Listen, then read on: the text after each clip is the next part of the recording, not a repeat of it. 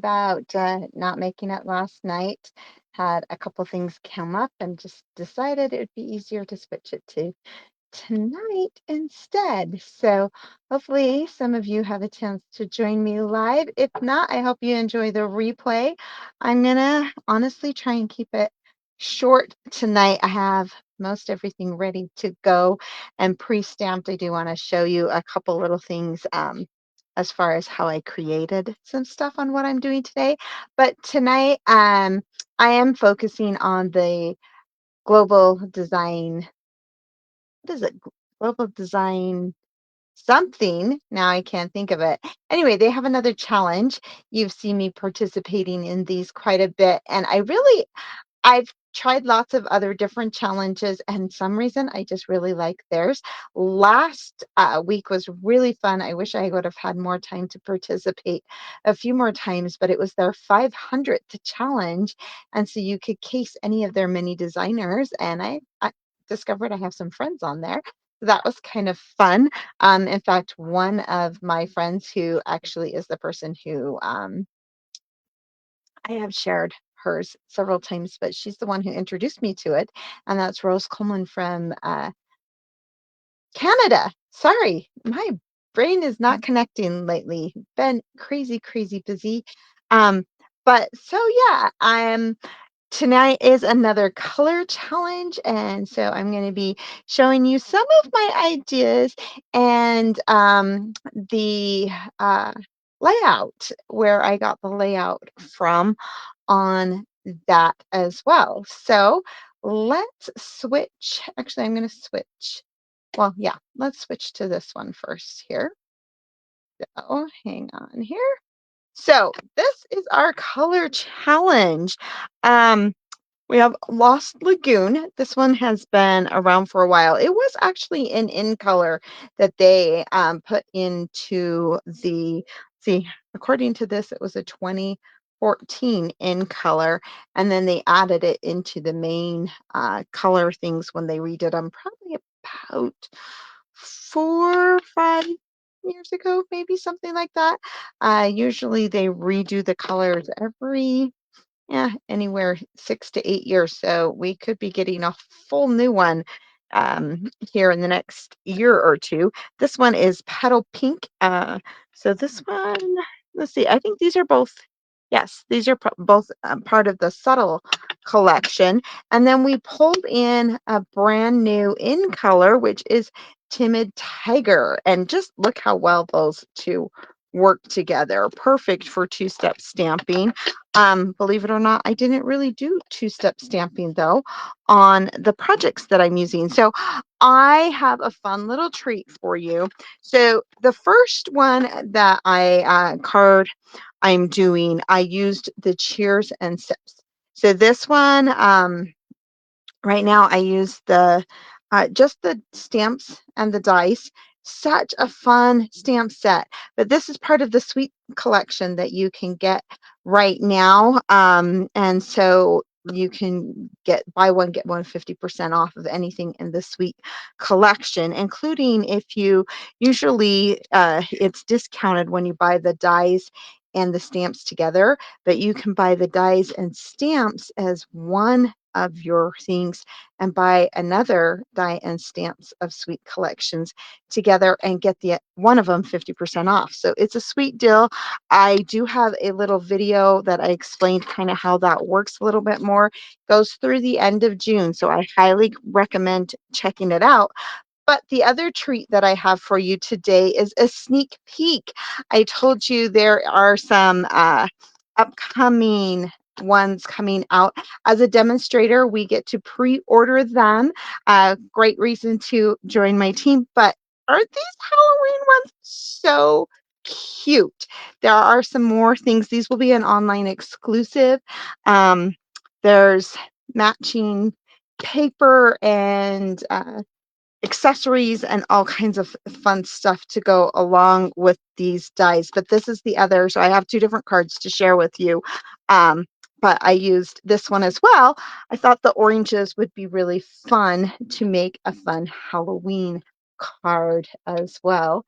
I just realized I didn't turn on my chat. I do have my chat on, so if you do have any questions or anything, give a shout out and hopefully it will jump on here. So welcome for those who are just joining me. I did want to share this was my card that I made for the Global Design Challenge last week for that 500, again, using the sweets. And I wanted to show you how I did filled these little glasses up. So that's the main focus that I wanted to show you um, today here for what I am doing. So I have pre-stamped the stamp on here, the what's the word? The big thing, because I am using water, I used the stays on. So the first time I did this, I wasn't thinking, and I used the Memento. This is my favorite black. I do like this one better. Just goes on a little bit smoother. This one's really sticky. But when you're using Memento, if you try to watercolor with it, it might have a little running. And so make sure that if you're doing watercoloring, you use the stays on. This is really good for our blends. This is what you want to use because this is water-based and our blends are alcohol-based. So this is alcohol-based, so you're using the water-based. And so that's how you can avoid getting that runoff on there. So just wanted to point that out a little bit. So we're going to grab the Timid Tiger ink pad. And what I usually do is I just kind of squeeze in the middle here. I don't know how well you can see that, but I'm trying to press the ink from the top of that into the bottom of my ink pad. So this is one of the few times I'm going to just flip it and not slide it back in. And I know that I don't think we have these available anymore, but I believe you can just get them at different craft stores or online, but it's just a watercolor brush. We do have our blenders, um, which is kind of the same, but you don't get as much water in it. You could also just use some water and a paintbrush for this technique. But I am using watercolor paper. That is the other key to make this work is it is a watercolor paper versus just our standard white. Our standard white is thinner, and because we're using quite a bit of water, a lot of times it will start to rub off. So just keep that in mind. The other thing to keep in mind, if I compare this, do I have a standard white? Yes, I do. And I'll kind of maybe show it to you on both, but it does have just a tiny bit, it's kind of hard to see, has a tiny bit of a yellow color. So when you're working with it and you're pairing whites with it, just keep in mind that it may not always match exactly if you're using whites. And so I did choose to use watercolor for all of my paper on this. But what we're going to do, and you can see I have some that's darker. This is where I touched it. I am just going to do that, and you can kind of squeeze and get a little bit more water. And then I am going to, if I can hold on to it, I am going to just add a little bit here, and then I can keep just adding more as needed. And it gives kind of that look of a glass being full of some kind of a liquid that's, not an even color on there. So I just really love the look that it provides on there. I'm going to lift that so you can see it. For my project, I'll show you, this one's all dry. The die set comes with kind of this cool little embossing. So I actually embossed it after, so it looks like the glass has some kind of a pattern on it. You can see kind of the different varieties, and it also allows you to not fill it up all the way. So depending on if you want it half full or whatever, I used the Lost Lagoon on this one, and I didn't fill it up quite as much. And I used it to do the little uh, orange or lemon. This one I did it the orange color because of the colors we're using. And then I just snipped it a little bit so that I can put it over the glass. That was actually, I believe, something I saw Rose did on one of her things that I thought that was quite ingenious. So we're going to close these here and set this aside. So I've pre-stamped and done everything else. So we're just going to move this all aside. If you're using this, just remember that you'll want to get the color out by doing it on a scrap piece of paper until you get your color all out on there. Okay, so I'm going to switch and share this with you really quick. So when I was trying to figure out what I wanted to do for my layout, I decided to go to my Pinterest board. I know I've mentioned this before, but I have a couple of boards on there if you want to check them out. But one of them is just layouts. I have one that's colors. I have card layouts. I have scrapbook layouts. So if I find one I like, I just add it in there. So this is the kind of layout idea that I was using for my card. So we're going to switch it back here. And maybe. There we go. So I'm just starting with my basic card base here. And what I've done here is I have just cut a little tag piece and I have stamped the little oranges on there and then I colored them in. So this is the Petal Pink and this is the Timid Tiger. And I colored them with the Timid Tiger as well on here. And before I completely put this together, we're going to add some ribbon here. So for my background piece, I decided to go ahead and use an embossing folder. So this is the corrugated embossing folder that I'm putting on here. But as I kind of laid this out, I felt it needed a little bit more. So I am going to add a little bit of ribbon on here. If you know me, you know I love Baker's twine. It's probably one of my favorites. I love that they always are coming out with new colors. I always have lots of it. It's also one that's really easy to take your inks or your blender pens and dye it a different color if you want it to match. So the whites and the vanilla you can dye. Just remember the vanilla is going to give it a tiny bit different color than the white if you were to use that. I love the neutrals, the whites, blacks, grays. I've even dyed the grays for different ones, especially if I'm doing it a darker color. So I'm just going to add that to the edge here. And we're going to go ahead and, oh, went too fast. There we go. Gonna add this one here, quick and easy. I liked this layout because it was just quick, easy, and simple, but it was fun. I liked it. Gonna add some dimensionals on the back here.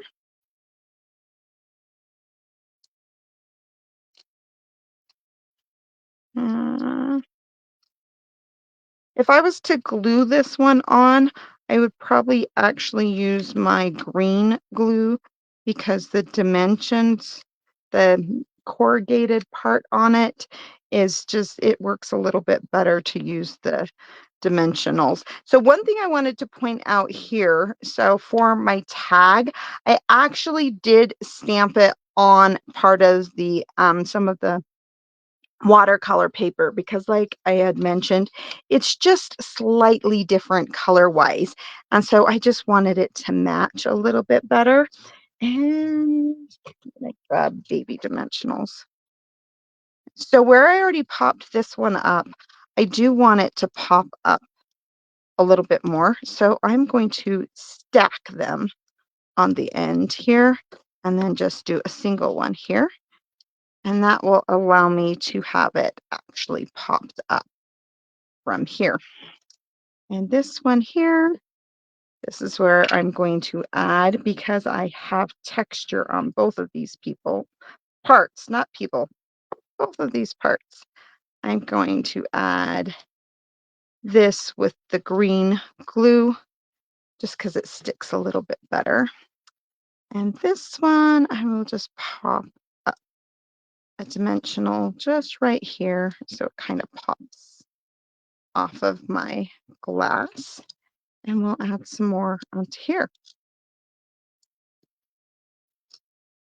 So again, quick, easy, fun card. So there's the first card. Now we're going to switch the directions a little bit, and I've already kind of stamped on this one a little bit. And this time, instead of using, I switched my two colors, and I put my Lost Lagoon in the back. And this is from, sorry, reaching here because I didn't pull it down. This is our Timeless Plaid Designer Series paper, and it had the Lost Lagoon in it. And I don't know, I just thought that worked really well for Halloween. You could have done the plaid, but I liked this pattern here. So we'll add some glue. Actually, I'm going to go ahead and add the ribbon to this one as well. Across the top here. The one thing I didn't do that I did think was really cute that I thought about doing, I don't know. I guess we could hurry and cut some and try.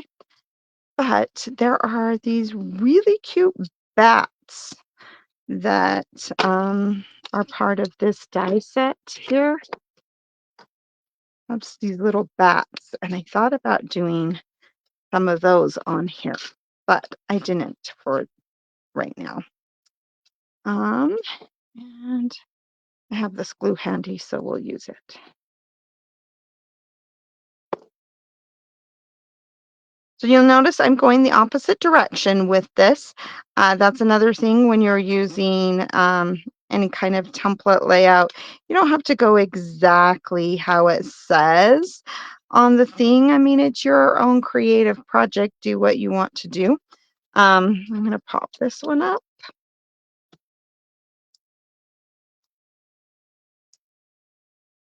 And it has this fun, I'll go grab the stamp set so you can see. So I use the little spooky and the little bats on there. And maybe pull these off. Those are hard to do when I don't have my nails long. Okay, we're going to pull that about right there. All right, and to finish this off, one of the dies, look at this. Isn't that so cute? Sorry, I love Halloween stuff. I don't know why, but I just love Halloween decorations and stuff. So I wanted to point out how I did this. So I did cut out the die just as normal, but I figured out how to fill this back in pretty easy. So I just cut, I believe this is 1.5 by 1 3/4. Yep, 1.5 by 1 3/4. And then I did have to just trim the edges here. And then I just put a tiny little piece here. I think it's like 1/2 inch by 1/2 inch. Not even that. 1, 2, 3/8 by 3/8, roughly, to fill in that back. So it was pretty easy to fill in the back there. So it had the extra color. Here, we'll just grab some of these since they're handy. I have one more of these left. We're gonna pop this little guy. Maybe I should have put him flat down, but that's okay. We're gonna stick him right here. And then look how cute he is. Isn't he fun? And I just thought the Lost Lagoon actually worked really well to make him a little Frankenstein. Again, I just used the watercolor, same as I had done on this, to color him in, and we're going to pop him up as well. Let's see, I only want them on this side because I am going to layer it a little bit. Hopefully, if it works with me the way I would like it to. I just realized this needed to be over this way just a little bit. I wanted it over here so I can put my words.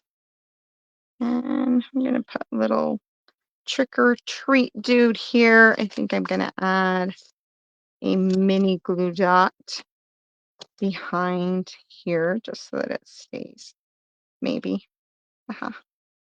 And then again, I've done the spooky on here in stamped on the watercolor, and then I just took the marker and drew a little line under that, and instead of it being, you know, here like this one is, which I could do, I'm gonna actually go this way with it, so we're gonna pop it off here, and we're gonna double stack it on the one side and single stack it on the other,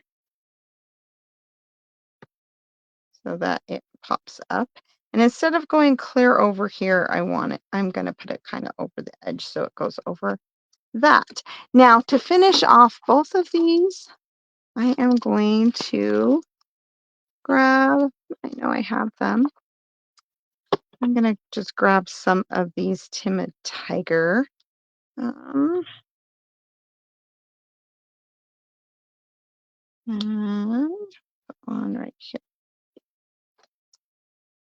And